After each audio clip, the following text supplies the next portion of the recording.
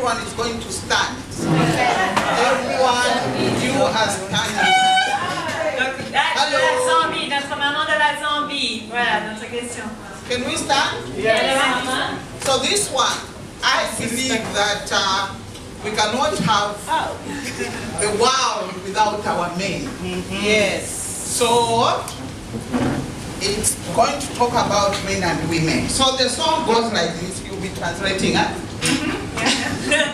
Side by side, side by side, side by side, side by side. Pour les hommes et les femmes.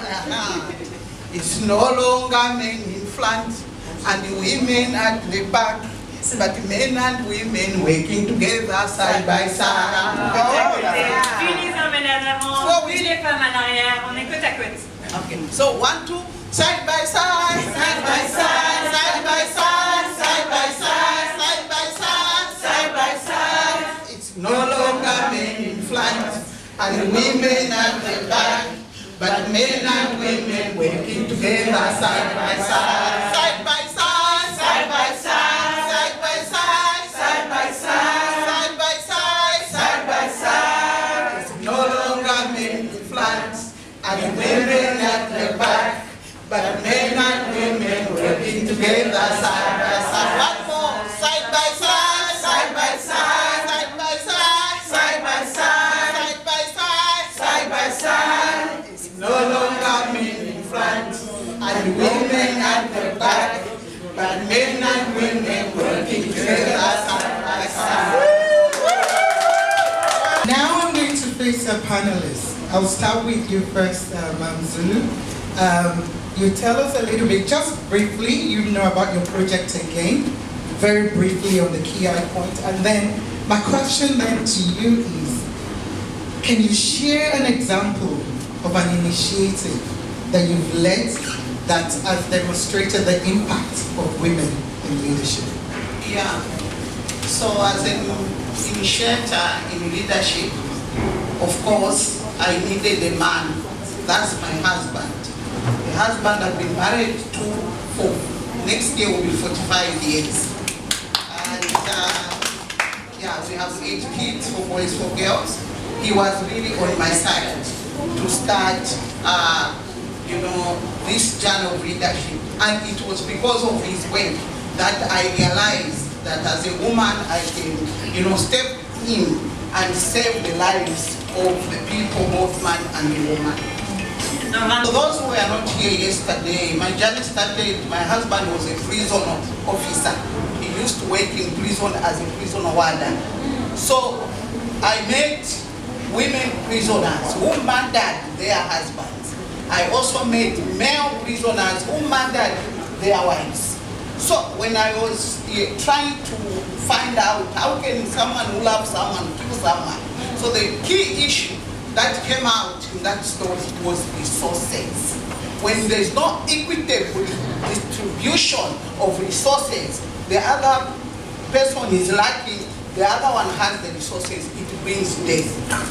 So to cut a story short, why I took up the challenge of becoming a leader, it's because naturally women are leaders.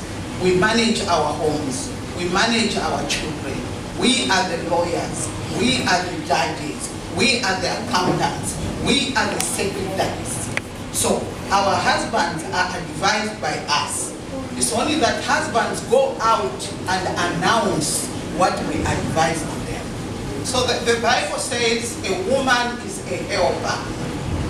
And where a woman does not use a proper leadership in helping the husband, this family will fall.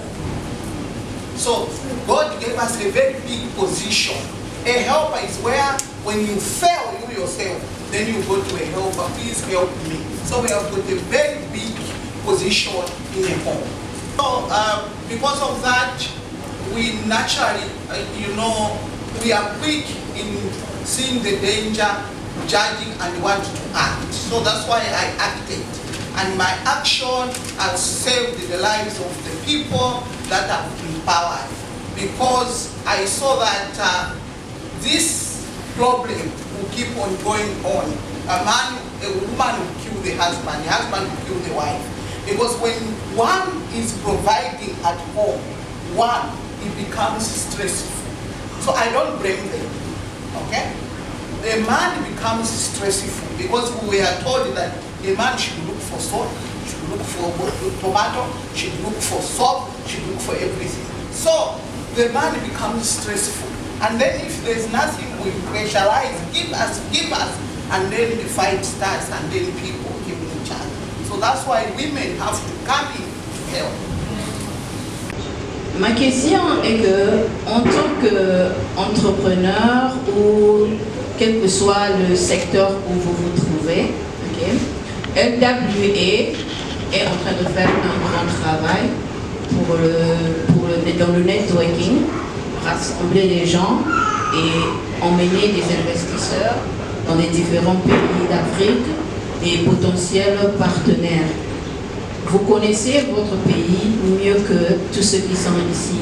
Et lorsqu'on parle des partenaires et des investisseurs, après que LWA ait fait son travail, il y aura toujours des questions lorsqu'il s'agit des investisseurs qui voudront venir investir dans vos pays particuliers. Qu'est-ce que vous pouvez dire à LWA s'il y a des potentiels partenaires ou investisseurs qui veulent investir dans votre pays?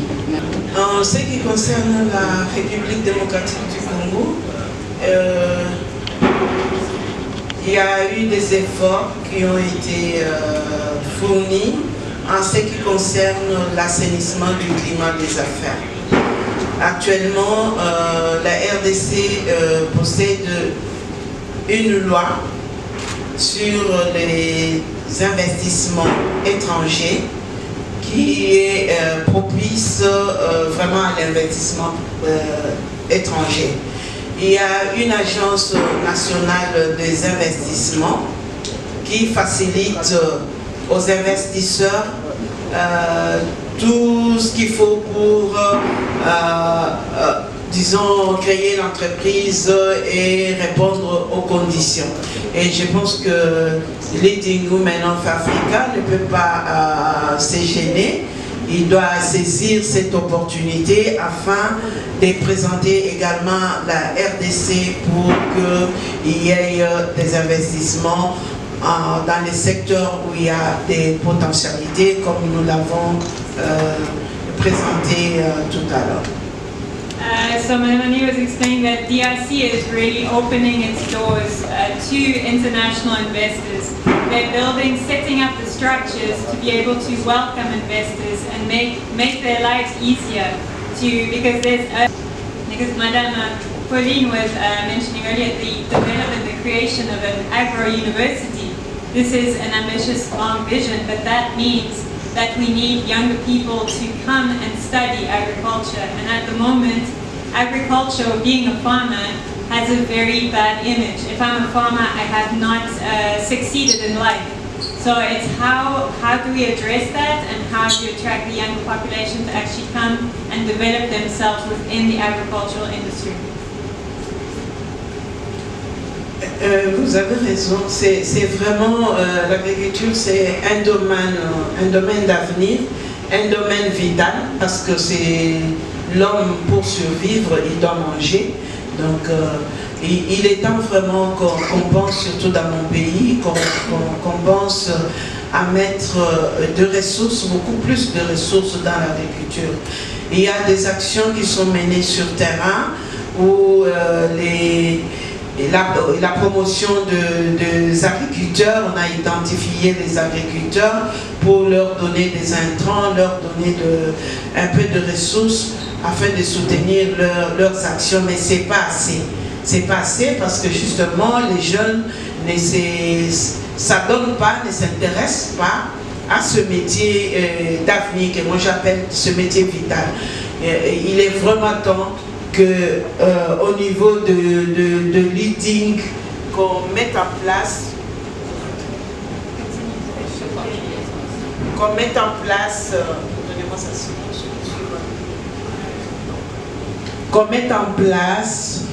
des stratégies, des programmes de formations continues ou de formations ciblées, des renforcements des capacités afin d'attirer les jeunes dans ce métier.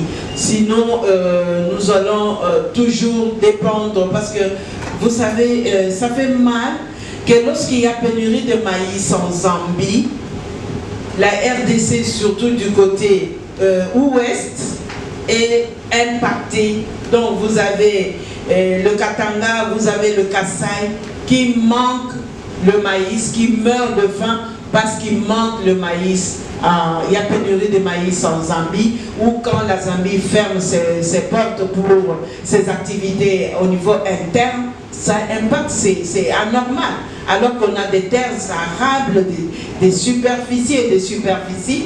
Donc il faut vraiment repenser la politique agricole. Bien sûr, il y a une politique agricole dans mon pays, mais il faut que ça soit vraiment matérialisé. Et ça, on a besoin des hommes et des femmes qui sont dans leading, qui peuvent apporter l'expertise, qui peuvent apporter des connaissances en fait de booster la jeunesse de mon pays. On ne va pas rester sur papier.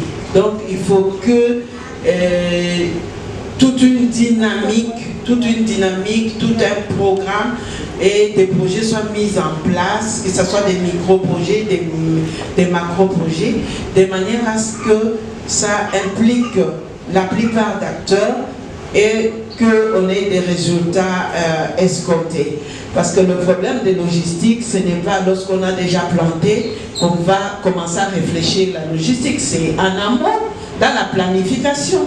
C'est pourquoi j'insiste dans mon pays sur la politique agricole, parce que la politique agricole va définir toutes les étapes que ce soit à la plantation, semis, que ce soit à la récolte, que ce soit à la transformation, que ce soit comment on va transporter les produits du champ pour les amener dans les zones de consommation.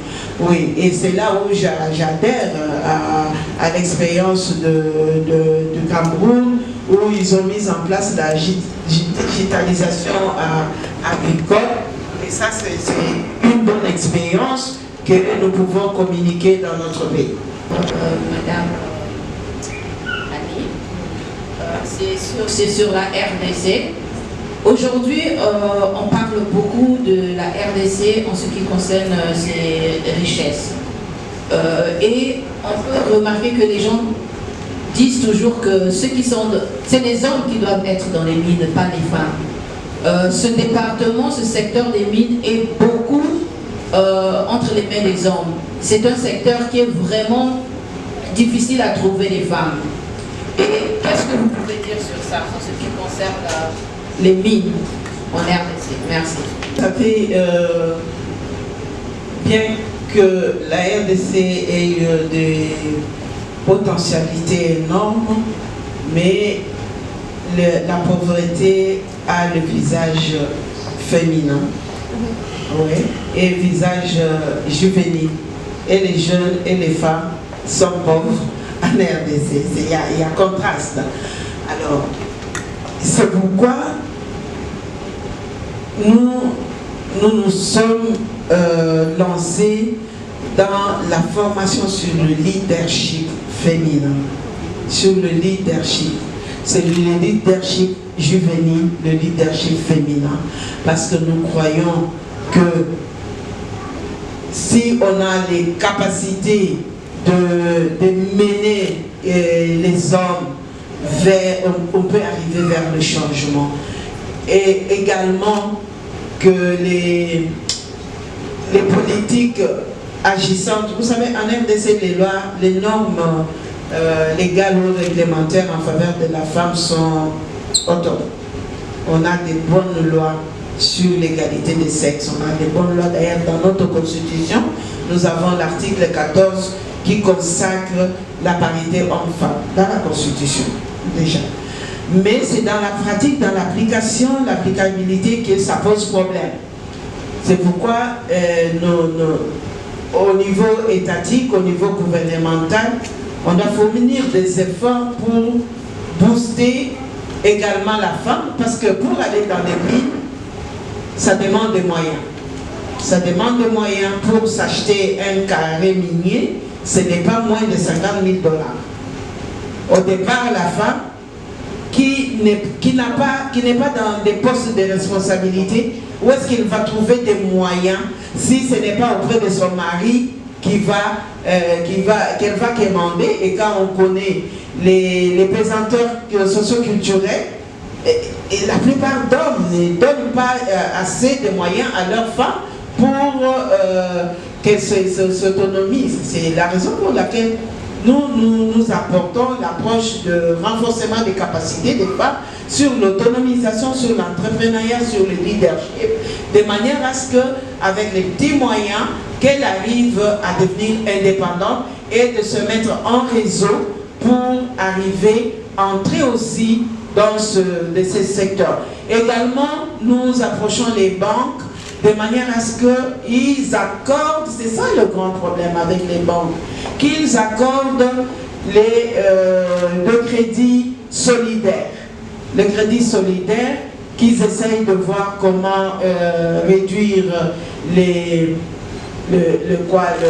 la garantie, parce qu'on va demander à la femme, quand bien même dans notre pays, on a déjà retiré l'autorisation maritale pour la femme mariée en vue de tester ou de disposer de biens. Mais au niveau de banques, les banques continuent à demander l'autorisation maritale à la femme, en violation de la loi. Et c'est courant. Alors que l'homme marié, il a aussi besoin, quand il va contracter un crédit, il a également besoin de l'autorisation de sa femme, parce qu'ils sont dans un régime où ils ont des biens en communauté. Donc il doit, les biens qu'il engage, ce sont les biens de sa femme et de lui. Mais vous n'entendrez nulle part que l'homme est revenu demander le contre-saint à sa femme. On se demande comment ça se passe, comment les banques arrivent à donner les crédits aux hommes mariés sans que l'homme marié ait associé sa femme.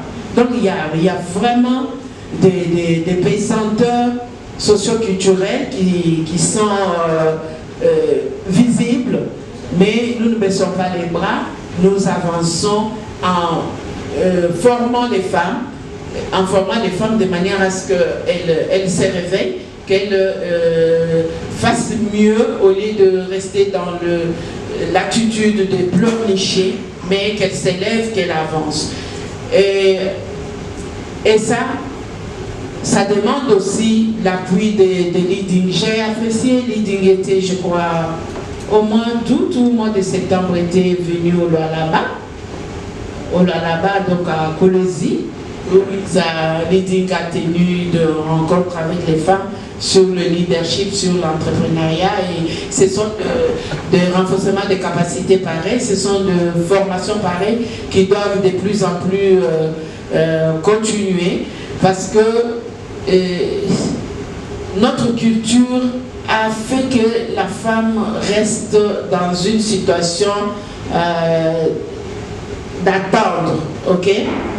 Elle attend qu'on vienne vers elle, qu'on lui donne, c'est l'homme qui doit donner, et il est temps que cette situation change.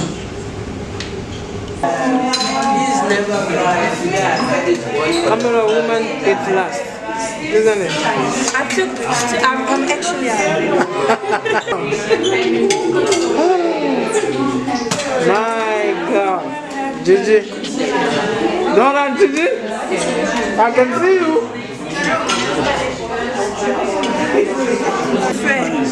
So unfair. Good